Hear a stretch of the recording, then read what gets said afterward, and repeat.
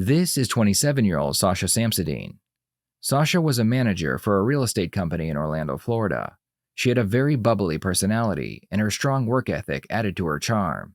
Sasha was also smarter than most people gave her credit for, and she quickly became very successful in her line of work. In fact, she had been so successful that Sasha decided to move into a high-end downtown apartment in Orlando, Florida. On October 17, 2015, Sasha was hanging out with friends at a local nightclub until 12:30 in the morning.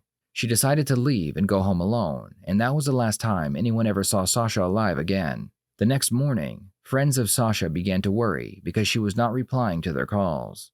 Her car was parked in its normal parking spot at her apartment, yet she wouldn't answer her door. Hi, I need to fill out a missing persons report. Okay, and where are they missing from? Are they missing from 68 East Pine Street? No, we went to her apartment to go check. Okay. She was there, and she's not. Okay. Where are you right now? We're at her apartment at 911 North Orange Avenue. When the police arrived on scene, they found Sasha's body covered in a blanket lying on her bed. Markings on her neck and body showed the police that Sasha had been murdered. Her purse and her phone were missing, and there was a strong smell of cleaning supplies in the air. What they found interesting was that there were no signs of a break-in, which meant that the killer was either let in or they had a key to her apartment. The apartment building had cameras at all entrances, but because the footage was recorded off-site, it would take several days for the police to gain access. While they waited, they interviewed two women who claimed they had seen Sasha at a nightclub. Helpful. So to start from the beginning, we were downtown on Friday night, and because we live in that area, we got an Uber. But as we were leaving, it was maybe like Washington Street about, saw her walking by herself, and was very concerned just because she seemed extremely intoxicated. And there was a car of men who had rolled down their window and started to talk to her. So I walked up and kind of took her arm and said, like, do you know where you're going? And, is there someone we can call for you? Is there anything, And you could tell she didn't really know what was going on. And so at that moment, though, we were like, you're not going to be out here by yourself. And so got her to get into an Uber with us. Because we said, where do you live? And then also trying to be, not a stranger to her, because I didn't want her to feel threatened. Said, well, we live at Nora, and she said, I live there too. I was like, I don't know if you live there, but She either didn't way. have her ID or anything, like, in her bag? Didn't have a phone, anything like that. So you guys did bring her back up to the... So it's crazy how it worked out then. So we get to the red light at Orange and Marks, and she, as soon as the car stopped, she, left out of the car and ran across the street to Uptown Place. So she's like, this is where I live. We're like, oh, well, then that's perfect. She didn't remember enough to tell us, but she recognized it when she saw it. And so with all this, we're like, yeah, it's probably really important that we talk to somebody. Yeah. It appeared that Sasha had been extremely intoxicated after leaving the nightclub, but the police were able to confirm that not only did she arrive at her building safe and sound, she also arrived alone. The police would eventually gain access to the surveillance footage. The footage confirmed that Sasha was indeed alone as she walked up the stairs to her apartment. The tapes also revealed that 20 minutes after Sasha would have entered her apartment, she is seen running up another flight of stairs. A few seconds after she reaches the top, the video shows a security guard following her up the stairs. The police looked into the security guard and found that his name was Stephen Duxbury. They believed he might have more information on what happened to Sasha, so they brought him in for an interview. When was the last time you saw, what's her name?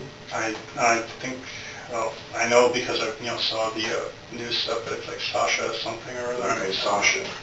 Okay, so when was the last time you had contact with her? Yeah, what was it, the night before? Yeah, it was Friday night. Okay, so when you first had contact with her on Friday night, Yep. What was the situation? I had been doing a perimeter patrol, and I had come upon 3 girls that were at the Marks and North Orange entrance, and, looked like they were trying to get inside the building. So I'm like, evening ladies, having an issue with the thing? And then, I'm kind of chuckling because I see that happen all the time with the drunks. Mm-hmm. Well, as I'm starting to walk off, then I get called over by 2 of the ladies. And they told me that that this was their friend, and they really didn't know her. They found her wandering around downtown somewhere in kind of a drunken, stupor. I mean, the way she was moving, she looked like she was pretty out of it. And I guess they got out of her where she lived, so they brought her to Uptown, but she didn't have her key fob with her, she didn't have her keys, she didn't even have any ID. And I'm like, well, if she doesn't have any of that, I cannot help her, I cannot allow her into the building based on what my policies are. Right. Well, as I'm talking to them, another resident, a male, an older gentleman, comes up and he sees us all there and he kind of chuckles. He's like, "You guys aren't all robbers, are you?" I'm like, "No, sir." And, kind of looking at my uniform. And he's like, "Okay." Opens the door, walks in, she follows.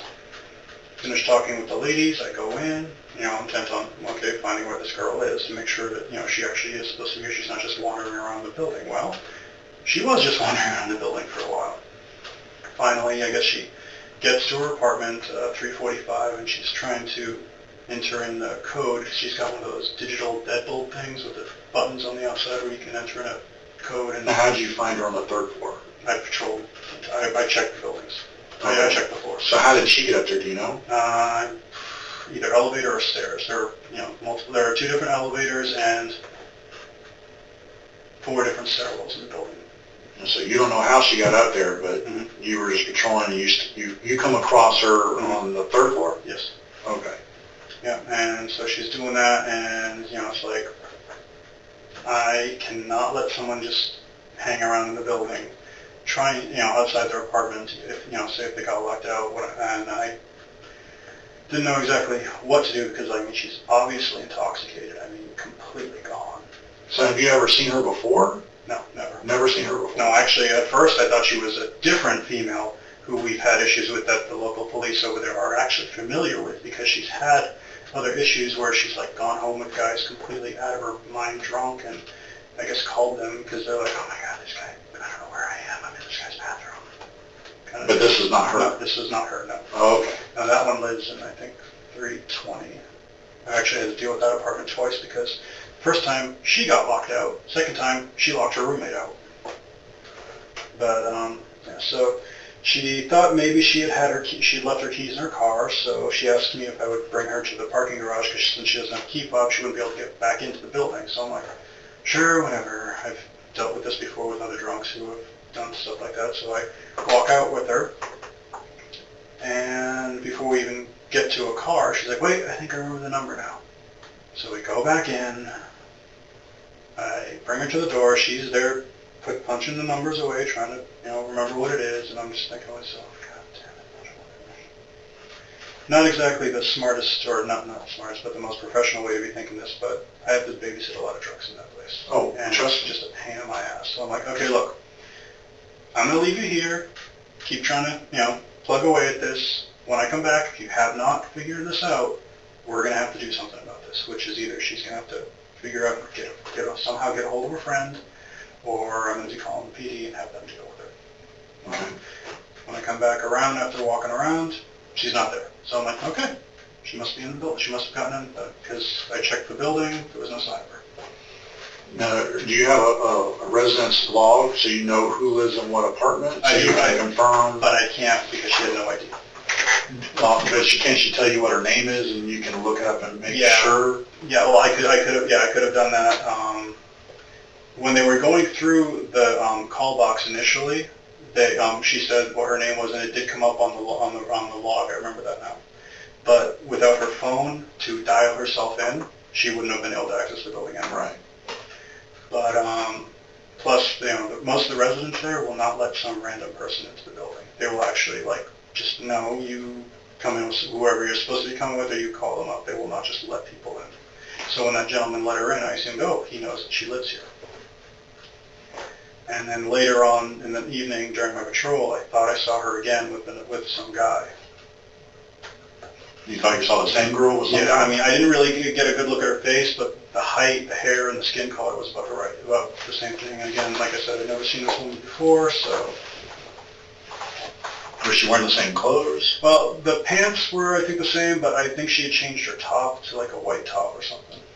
Again, they weren't doing anything that was really out of the ordinary, so I just kind of glanced at them and just continued on my patrol. The surveillance footage would match Stephen's statement. However, he claimed that he had seen Sasha with a mystery man a few hours after he helped her get into her apartment. The video footage did not show Sasha leaving again, but the mystery man could have come to her apartment to see her.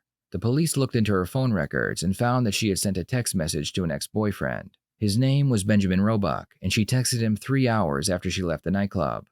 With little else to go on, Benjamin was brought in for questioning. You're a big drum guy, huh?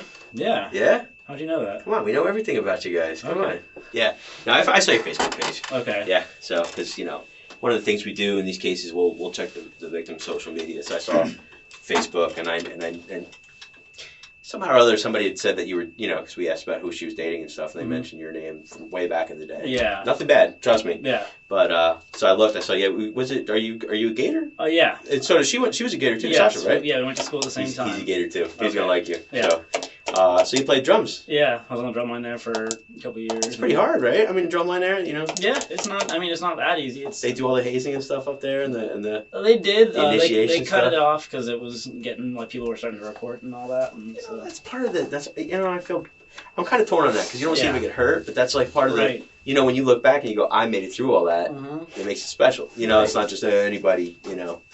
But are you still playing instruments and stuff? Right? Yeah, I mean, I play drums every so often. I've been making more music kind of on my computer and stuff lately. That's a big thing now, isn't it? Yeah. The music on the computers, man. So I like it's like not really like techno kind of stuff, but what do they call it? Down tempo. Yeah. Yeah, I started listening to that. All kinds of good stuff out there. Man. Music is changing. Somewhat hip hop. I try. Well, I like that. I like 07. Did you ever listen to them? 07. This movie Garden State's Zach Brent. Sure. But he had a couple good songs in that soundtrack. That's a great soundtrack. Yeah. So you'll know if you hear it, you'll know which one it is. So. Mm-hmm. At this point, the detectives believe that Benjamin could be their guy, so they treat the interview like a criminal interrogation. They start off by being friendly with their suspect to gain his trust. Then they start asking him questions related to the crime. What do we do for a locked iPad? What do you mean? Depends on how it's locked. Sasha's Sasha's her code? No, I don't.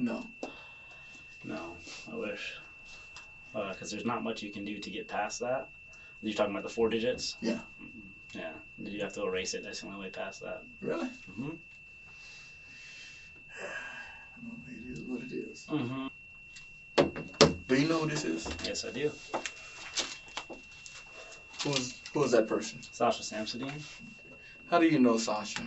Sasha and I went to high school together. We were boyfriend and girlfriend for a couple of years back in college, and still friends and acquaintances up until she died, passed away. Okay. And you guys used to date? Yeah. Okay. Mm-hmm. What is your relationship? I know she's deceased, but what was your relationship prior to her death? Yeah, I mean, we'd hang out every so often. We'd meet up, downtown somewhere and hang out and grab a drink. She'd come over sometimes. If I was having a tough day, she'd give me some advice, and we'd hang out and talk. And so we were close friends. She was there to support me when I needed it, and vice versa. So, yeah. When was the last time you've seen her? I saw her Thursday night. We went out downtown. And you haven't seen her since Thursday night? Correct. Okay. When's the last time you spoke to her? I received a message from her at 5:12 a.m. on Saturday morning. That was are you talking about on the phone or via text message or anything? On the phone or text message? Yeah, text message. The last kind of back and forth we had was around 1 in the morning, but I got a message from her at 5:12 a.m. Just said my name, and then I responded about 16 minutes later, and I never heard back from her after that. Okay, and that was Saturday morning. Mm-hmm. Again, we wouldn't be doing our job if we didn't ask. We have to ask our questions. Absolutely. Did you go to her apartment late, or her apartment building inside late Friday night, early Saturday morning at all? No. Okay. So we watched the cameras. We're not going to see you entering that building at all? Correct. Okay. You had your phone with you all night? Yeah. Your phone won't show you at that building at all? Correct. Okay. All right. The detectives were able to confirm Benjamin's alibi, and the camera footage they had proved that he had never entered the building that night. With little else to go on, the detectives decided to watch the footage again to see if they missed anything. That's when they noticed that Steven, the security guard, was walking out of the building after his shift, carrying 2 white trash bags with red handles. Those same trash bags had been inside Sasha's apartment, so the question was, what was Steven doing with those bags? The police wondered if the man that had been helping them this entire time could be the murderer, so they brought him in for a polygraph test. And so the next day, what time did you leave that day? I leave about, well, I get off shift at 6 a.m., but usually I don't leave till like 20, 30 minutes later because of finishing up my report, changing into civilian clothes. That particular day I'd actually taken some trash out to the dumpster because I found some after I turned in my report. So I figured, okay, I'll just throw it away. Without being asked, Stephen makes sure to explain why he was carrying the trash bags out the morning after Sasha's life was taken. He also says that he usually stays a half hour after work, which is not true. And where did you find the trash? That was in the hallway, I think it was on the second floor. So about like 3 bags worth. Do you remember what apartment it was in front of? No, unfortunately I don't. I just, as I was walking through, I saw, I'm like, I'm on my way out anyway. Do you normally do that, or? I just saw it on the way out. I mean, if I'm on duty, I take snapshots of it and I leave it there, let the office deal with it, but I was already off duty and I wasn't going to just fill out a whole new report just for 3 bags of trash, so I just said, screw it. It'll be nice for the housekeeping person, I'll just throw it away for them. All right, and so there was 3 bags of trash. Yep. Did you look in and see what it was or anything like that? No, they were tied off and I just grabbed them and threw them. And what kind of bags were they? White, just like your white hefty bags, I guess. Oh, like regular? Yeah, just regular trash bags with kitchen bags? Yeah, with the red drawstring things or whatever. Okay, and you took them out? To the dumpster. To the dumpster? Yeah. And you did that on your way out to leave, or did you take that out? I took them out, and then I came back in to get my stuff, and then I left. Oh, okay. Yeah. I was heading towards where I leave my stuff, and then I saw that, so I was like, screw it, threw it away, came back. Okay. Yeah. Before giving Stephen the test, the examiner wants to make sure that Stephen does not know how Sasha died. At this point, the police have not made her cause of death public, so there's no reason why Stephen would know how she died. Okay, so you have no idea what her cause of death is? No. None at all. Okay, never overheard anybody say anything about that, or you have any speculation as to how she may have passed? No. Okay. I mean, other than, like I said, what they told me, I mean, as bad as it sounds, I kind of hope it was, she just died of alcohol poisoning, because if not, it's like, How old was she? I don't know, Guesstimation. in her 20s maybe? Wow, that young? I mean, it could be mid to late 20s, I don't know, I'm terrible at judging ages. I mean, Okay. when I first met my mother-in-law, I thought she was in, her mid to late 50s, turns out she's almost 80 years old. Wow. Then again, she's Asian, so, they kind of are hit or miss. Yeah, either they look young forever, or they turn ancient in a heartbeat. Yeah, my wife has actually been mistaken for a high school student a few times. Yeah, well, God bless her. Yeah, tell me about it. Okay. As the test is about to begin, the examiner notices that Stephen's heart rate is very high, so he questions him about this. This will be all right. Question for you, though. Yes. What is your normal heart rate? I have no idea why. Is it high? Oh, yeah. Yeah, I've been noticing, was it like 130 or 140 or something like that? Yeah, it was like 138. Yeah, that's what they were getting towards the end of my career in the military. Even when I went to the VA, it was kind of high. For a resting heart rate? Mm-hmm. Yep. Do you know if Sasha was poisoned? No.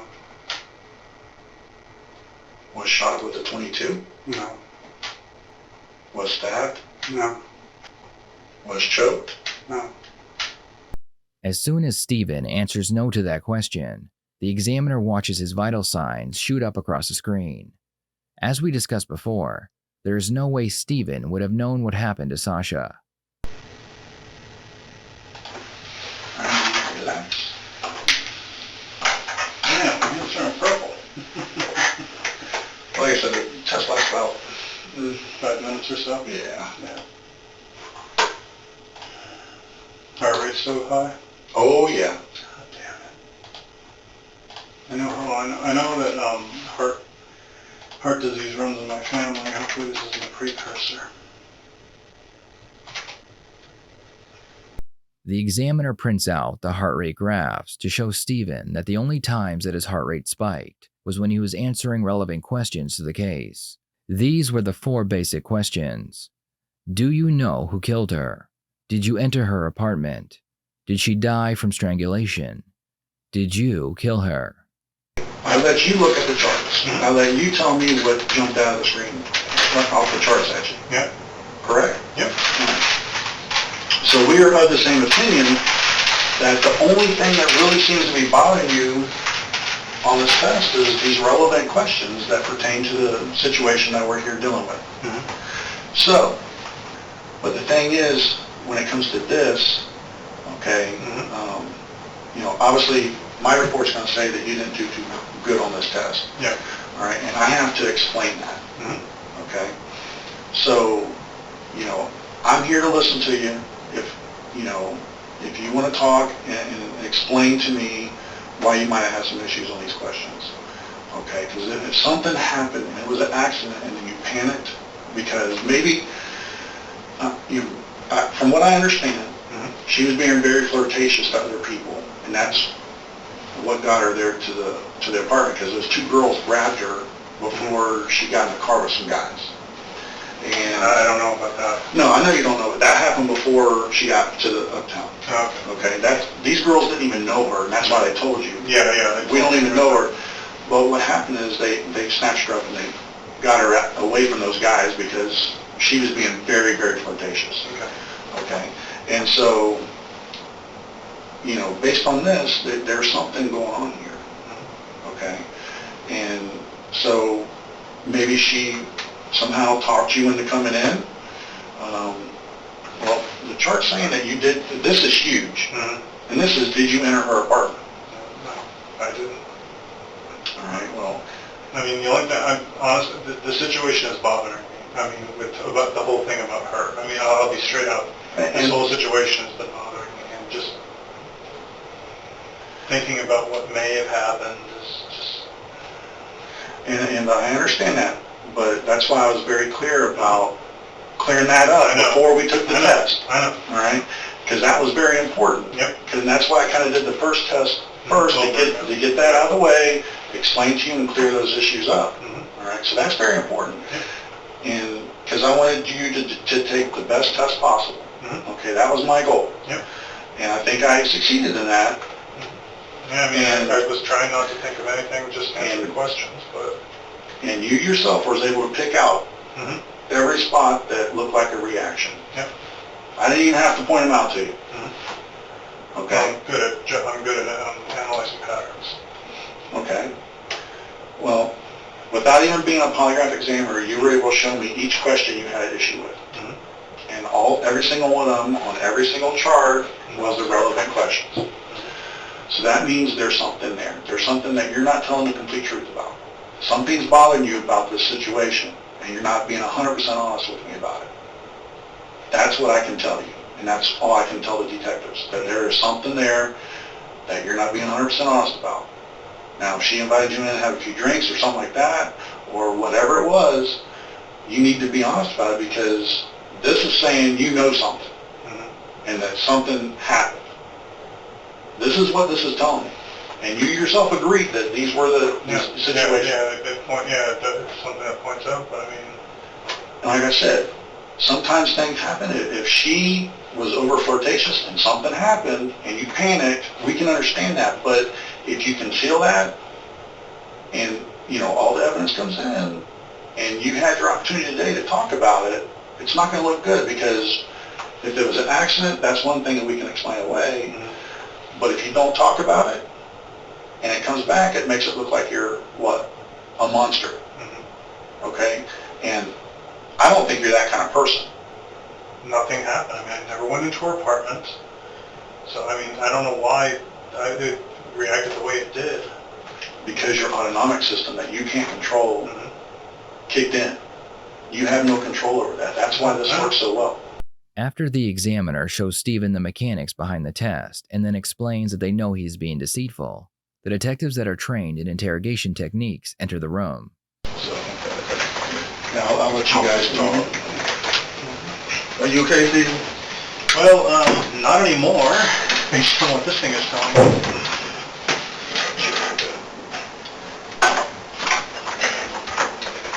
Stephen, I've been doing this for a while. really don't think you're a bad person. I really don't. But sometimes good people do bad things. Does not make you a bad person. Sometimes you just overreact, or sometimes you could be enticed into doing something. Only thing we're asking from you, Steve, is just the truth. It's just the truth. Okay?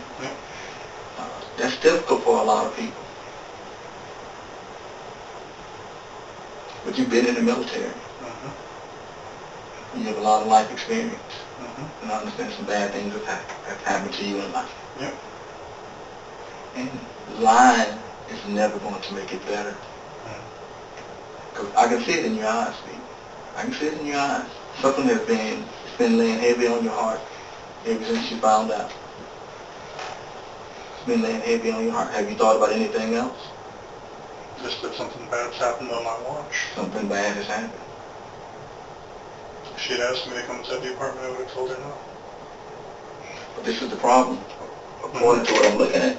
I know, but I've been asked by other residents in the past too to come into their apartments, and I've also told them no. I had one offer me sexual favors, and I declined. The only person who knows that other than me is my supervisor, because we didn't want to embarrass the resident because he was drunk at the time, or possibly just lonely and maybe tipsy, I don't know.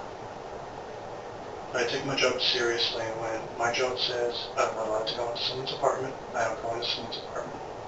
The only time I would ever go into someone's apartment is with a detective like yourself, or a police officer, or an EMT or something, someone that I have to go in with because, doing something within my duties.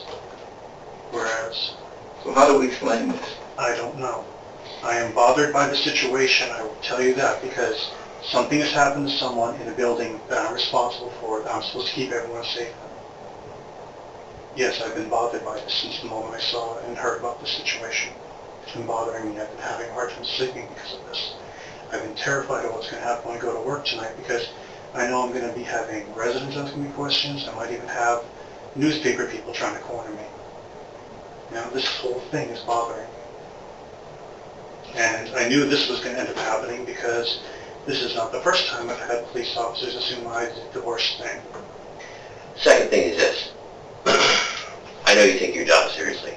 I believe you. I can see the way you carry yourself, the way you are there, the little bit that we saw you do take your job seriously. We looked at your reports.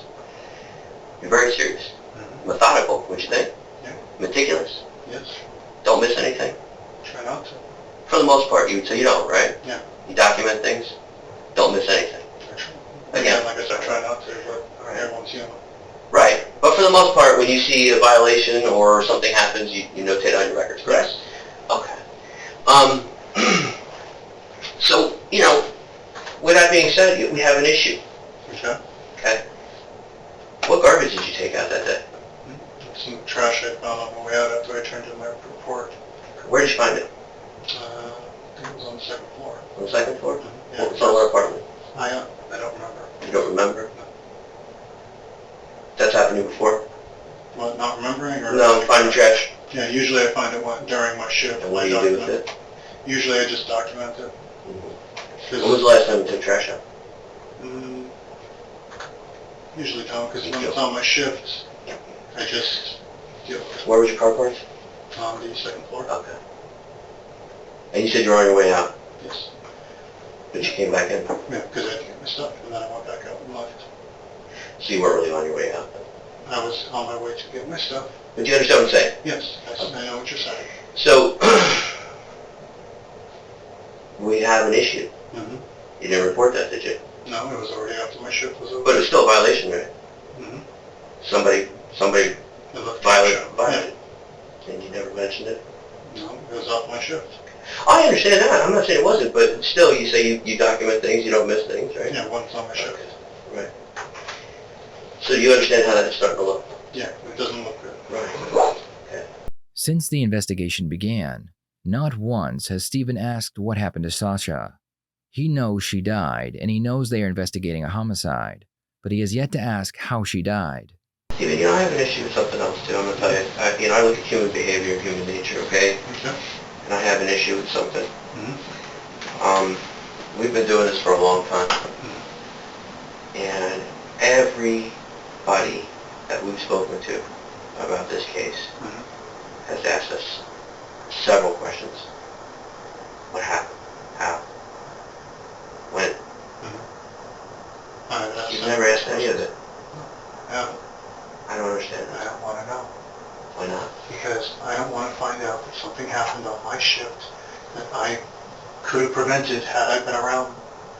And then that's going to eat away at me for the rest of my life. What else could it be? What do you think? You're kind of on our side of it. I mean, what would that indicate to you? Possibly. Someone who doesn't care. Somebody knows. And you think I know? I'm just saying. We have to be, we have to No, I understand. It's you guys' job. Well, it's just something we look at. So now you look at, you've got these garbage bags that you didn't report to anybody. You're taking them out to the second floor. Dumpster. Where the dumpster's there, but your car's there too.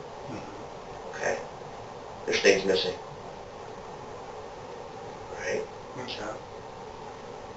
We looked at certain things match up, and, there's holes in your statements. Every time we talk to you, there's more and more and more that comes out. And that just gives us a lot of pause. So Steve, can we at least agree that you did go inside? Now, you may not have heard her. I did not go inside of her apartment. There's a lot of physical evidence. Even after she invited you in? She didn't invite me into her apartment.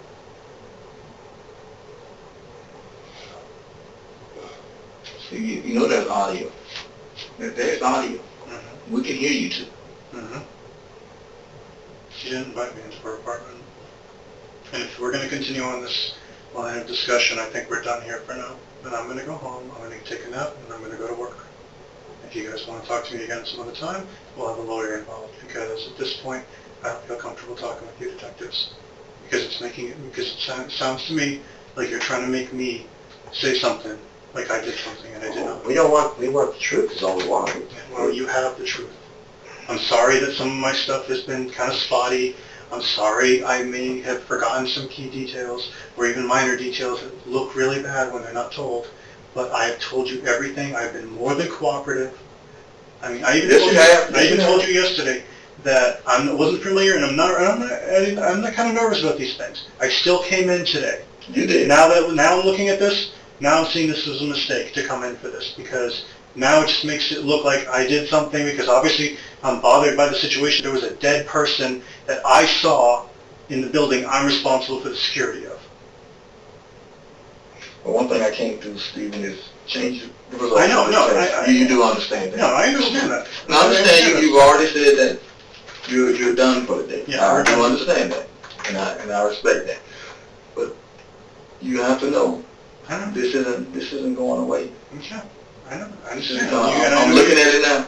Mm-hmm. And to be honest with you, I wish it was the other way around.